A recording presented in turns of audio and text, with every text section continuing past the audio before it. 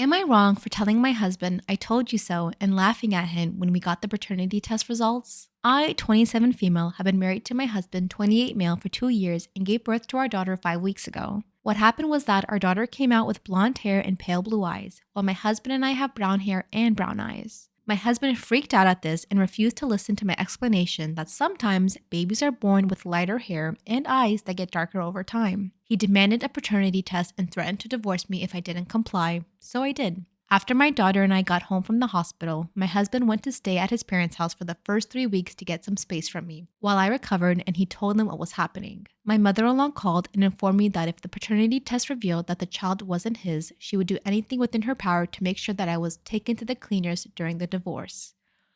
Oh my God. This man ran to his mother, and his mother called you.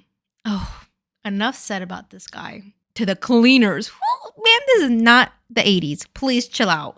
I had my sister to lean on and help me take care of the baby during all of this. We got the test results back yesterday and my husband came home to view them with me. I was on the couch in the living room, so he sat next to me and we started to read the results. They show that he was the father and my husband had this shocked, kind of mortified look on his face with his eyes wide as he stared at it. I couldn't help but say, "I told you so," and started laughing at the way he looked. My husband snapped out of his shock and got mad at me for laughing at him. We argued for a bit, which was mainly him yelling at me before my sister came downstairs and my husband shut up. After that, my husband went back to his parents' house to clear his head, and 2 to 3 hours later, my mother-in-law called to scold me about laughing in my husband's face because apparently it was kicking him while he was down. No, kicking you while you're down is going through 9 months of pregnancy with someone who's supposed to be the love of your life just to push the baby out and for them to question if that baby is theirs. They question your fidelity. That is kicking someone when they're down, okay? She's also left a couple of nasty texts essentially saying the same thing this morning. I don't think I'm the asshole, but I like outsider perspective on this.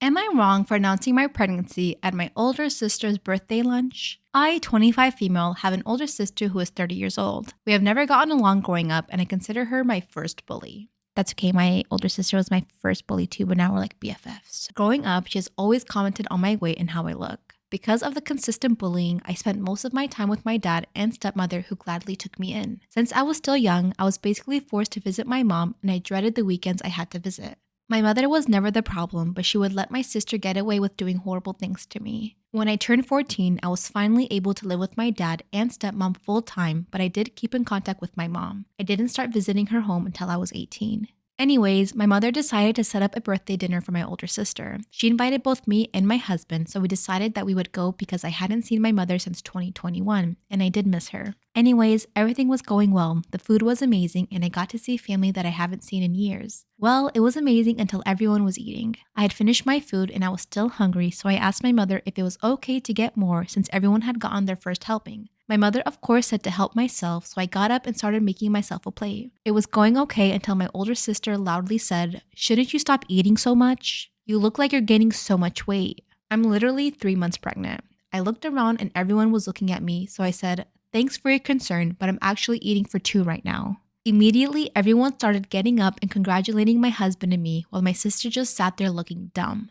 Every conversation was about my pregnancy and nobody seemed interested in my sister. Soon after me and my husband left, we immediately got a text from my sister saying I was an asshole and I intentionally tried to ruin her day. I don't feel bad, but regardless of how I feel, am I the asshole? Wait, I'm sorry, I had to go back and read. Your sister is 30 and your mother is throwing her a birthday party? Like I said, my sister was a bully to me growing up, but she never was that mean. Now that I think about it, weight was the one thing she never teased me about, which I'm thankful for because that is effed up. I wouldn't consider that a pregnancy announcement. That was a clapback, and you won. My BFF ditched me on a vacation we spent years planning after her boyfriend proposed on the first night of our vacation. I'm 33, she's 32, and he's 30. My best friend, let's call her Anne, she has a boyfriend, let's call Mark. Originally, we were supposed to take this trip in early 2020, but that kind of didn't happen due to COVID. We luckily managed to get a refund on majority of things. This trip served 2 main purposes. First, for a vacation that we both wanted to do since we were young, and secondly, she was going to see a big chunk of her mom's side of the family she's not seen in over a decade. It was kind of split 50-50. Since this was supposed to be almost a 2-month trip, I personally have been saving for years now. One thing to note is that Anne is fluent in the primary language of where we were vacationing, while I'm not. I can talk to some city people enough to get by, but once I leave and the slang and dialects start popping in, I'm lost. It was supposed to be me and Anne. However, a last-minute addition was made by her, including her current boyfriend of 3 years with. This was more or less dropped on me pretty much 2 weeks before we left. I was really unhappy with this because, well, it messed up a lot of plans. I begrudgingly accepted him after we reworked some of the stuff. However, I told Anne multiple times and her boyfriend that this trip is about us, not Anne and her boyfriend. The first night we were there, Mark dropped on one knee, pulled out a ring, and asked her to marry him. Since then, I feel like a third wheel who is no longer welcome on this trip. This has changed everything. The trip is now basically about Anne and her new fiance. Multiple times we had a lot of plans, including some stuff that was paid for, and instead, she ended up ditching me to go spend time with Mark. Tomorrow we were supposed to catch a train and travel for the next leg of our trip, and she wants me to go alone. Instead, she confronted me as she needs at least a week to figure out feelings and organize her thoughts, so instead, they booked, without telling me, some fancy couples thing. She wants me to go on the trip alone as a woman in a country where I can barely speak the language. Even worse, I'm basically gonna have to show up to some extended part of her family alone and ask to stay there. She said it's fine, but it is really not comfortable at all. I tried to talk to her and she got really upset and told me that this vacation isn't just about me, and that hurt me a lot. I got pretty emotional and asked her what I was supposed to do. She got really defensive and said it's just a week and we're here until February. She'll meet up with me later. My question is, how can I talk to her and make her understand that she can't just ditch me without coming off like a massive a-hole? Am I wrong for sacrificing my daughter's college fund because her sister just gave birth to her 4th child? My 48 female, older daughter, 24 female, gave birth to her 4th child 6 months ago. She used to work as a dishwasher, but due to health issues stemming from her 2nd child, chronic back pain, and then her 3rd child, after effects of broken tailbone and more chronic pain that made standing and moving around hard, she could no longer work. She tried her best, getting an office temp job, but after working about a week, the woman supervising her said, "This isn't working out." My daughter's boyfriend, 28 male, works at Walmart. He had much more hours when she was pregnant, but since then his hours have ebbed and flowed. He said he will take a day in the future to look for jobs, but it's the holidays and he's busy with family. I feel a lot of empathy for my daughter and her boyfriend and wish I could help them out more, but I myself am a single mother working for a nursing home where I struggled to get full-time hours, and my ex ran up a lot of debt in both of our names and is now living in another country. It's a bad taste in men run in the family.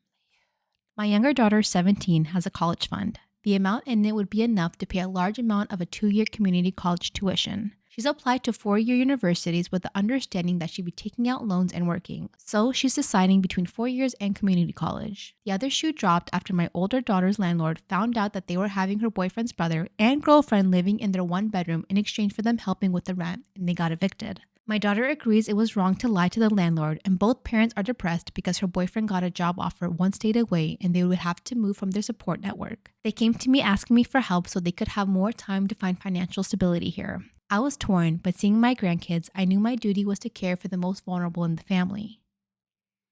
Oh my God.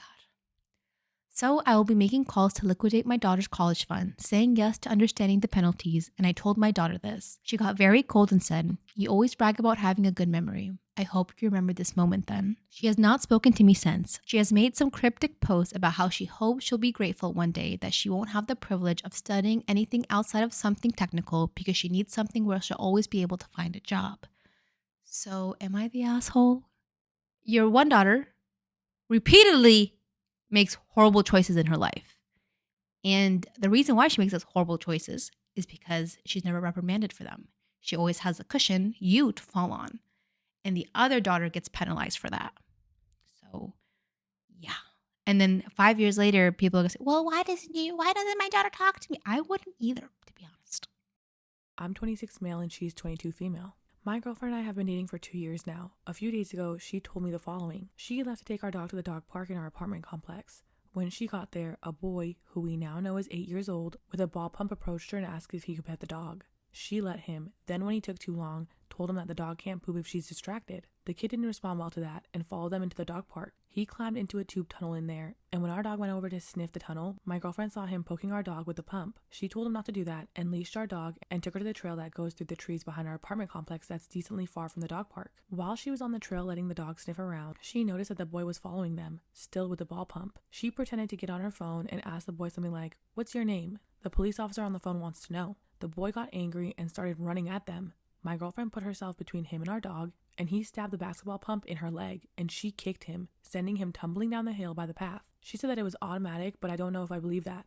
The boy ended up spraining his wrist and his parents called the police. My girlfriend was questioned but not arrested. The parents want to press charges, and as much as my girlfriend insists that she thinks it'll be fine, I just can't get the idea of her being violent towards a minor out of my mind. I want kids someday, and I thought I knew who I was dating. She injured a child, and I feel so gross that I've been dating someone like this.